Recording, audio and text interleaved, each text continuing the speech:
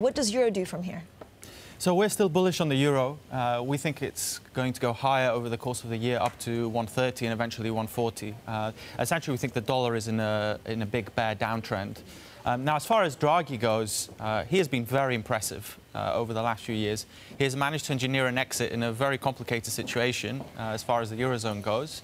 And he has managed to navigate between the hawks and the doves on the council in a very, very consistent way. And I think this, so long as the ECB is on a steady path to exit, that should continue to favour the euro higher. Okay, euro to what kind of level, and at what point does it become really tricky, actually, for the Eurozone economy? So we're looking for 130 this year, or more 140 over the next few years. That would take it to overvaluation levels, but there's a couple of points to make. One is the speed. It matters how quickly it's rising. If we look at our inflation projections and how they change if the euro is up at 130 by the end of the year, the impact is actually not that dramatic. The second point to note is you need to look at the euro in a trade-weighted terms. If the dollar is weakening across the board, which is also our forecast against things like the yen, for instance, the euro trade-weighted is not rising as much. So that tempers the downside impact on inflation.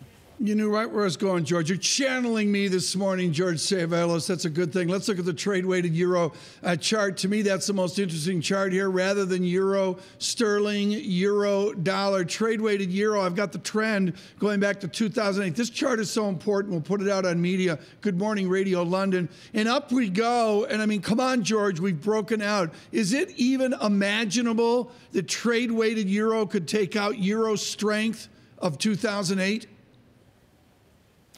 I think that's what we'll probably see. And it's a combination of, if you look at the flow picture in Europe and what it looked like in 2008, obviously now you have a huge current account surplus. So that's a constant tailwind for the euro. And what's been compensating this is these large outflows, particularly into US fixed income. But as the ECB is exiting policy, as the market becomes more reluctant to hold on to US fixed income securities because they're very expensive, particularly given what's going on the US side of the equation, right, I think what you will continue to see is an improvement in the flow picture. For okay, great.